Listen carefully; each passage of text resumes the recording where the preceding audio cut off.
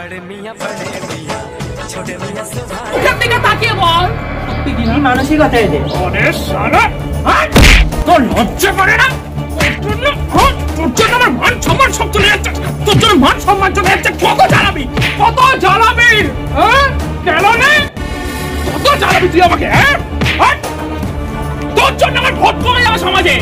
এবার ইলেকশনে যদি আমি হারি না, তোকে আমি জানে না দেবো। ভাই করেছে ওর পাপের শাস্তি আমাকে দিয়েছে, ওকে আমি আরো মারধর করবো।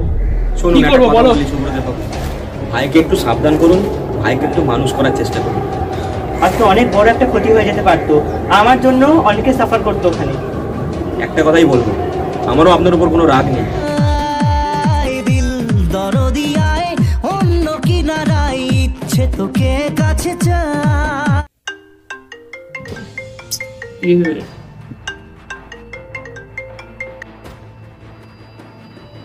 হ্যালো, হ্যাঁ বল,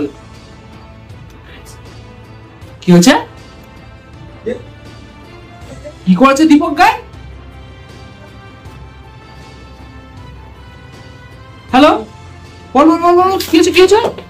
দীপক গায়ে কি করেছে? আমাদের গুদামে আগুন লাগিয়ে দিয়েছে? কি বলছিস তুই? কত কোটি টাকার মাল বজ্ঞানীটা কি করলো? আমাদের গুদামে কোটি কোটি টাকার মাল শেষ করে দিল। কতটা লস হয়ে গেল আমাদের। তুই কোথায়?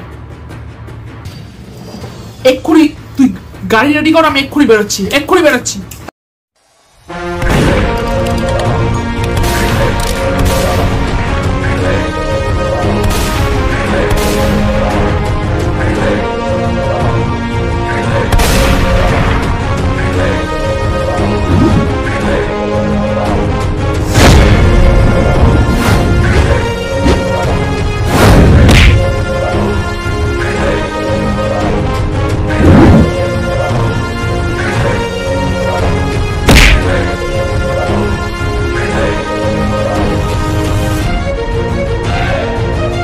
আলু তোকে শেষ করে দিল।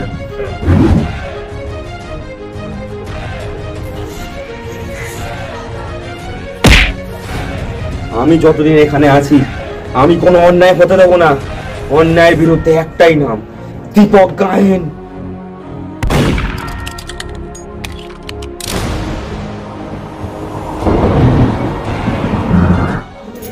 দীপক গায়েন, তোকে আমি ছাড়বো না। তুই আমার কয়েক কোটি টাকার মাল শেষ করে দিয়েছিস, আমার অনেক ক্ষতি করেছিস তুই। তোকে সামনে পেলে আমি কচু কাটা করবো, কচু কাটা। তোর অকাত আমি তোকে দেখিয়ে দেবো, আর আমার অকাত আমি তোকে দেখিয়ে দেবো। তুই ঘুঘু দেখেছিস, ফাঁদ দেখিসনি, এবার দেখ তোকে আমি কিভাবে জানে মেরেই দেব।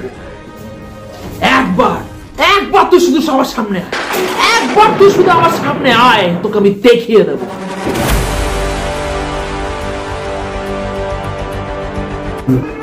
হয়তো সারা শয়তানের নাম নিলাম আর শয়তানটা এসে হাজির। আজ তোকে দেখিয়ে দেবো আমি। এই সালা, তুই আমার কত বড় ক্ষতি করেছিস তুই নিজেও জানিস। কেন করলি আমার এত বড় ক্ষতি? কেন আমার এত বড় ক্ষতি করলি বল?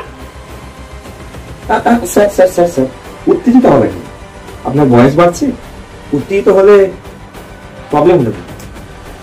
তার চেয়ে বরং বয়স হচ্ছে, সন্ন্যাস গ্রহণ করে যাক তীর্থ হয়ে আসুন, আর আপনার ভাইকে বলুন বিয়ে শাদী করে ঘর সংসার। আমি আপনার গুদামে এমনি এমনি আগুন লাগাইছি। আমি শুধু এই কারণে আগুন লাগাইছি যে আপনি একটা টাইমে গ্রাম থেকে শুরু করে সব জায়গায় সমস্ত কিছু ধ্বংস করে দিয়েছে। এবার আপনাকেও আমি দেখাই দীপক গায়েনের পাওয়ারটা। তোকে আমি দেখে নেবো দীপক। তুই ভাবিস না যে আমি সাপের মতো নুয়ে পড়েছি। যেভাবে আমি নুয়ে পড়েছি সেভাবে সাপের মতো ফস করতেও পারি। আমি ইলেকশনে হেরেছি তো কি হয়েছে? এবছর না হোক পরের বছর, তার পরের বছর আমি তোকে দেখে নেব। তোর সাথে হিসাবটা আমার তোলা রইল দীপক গায়ে।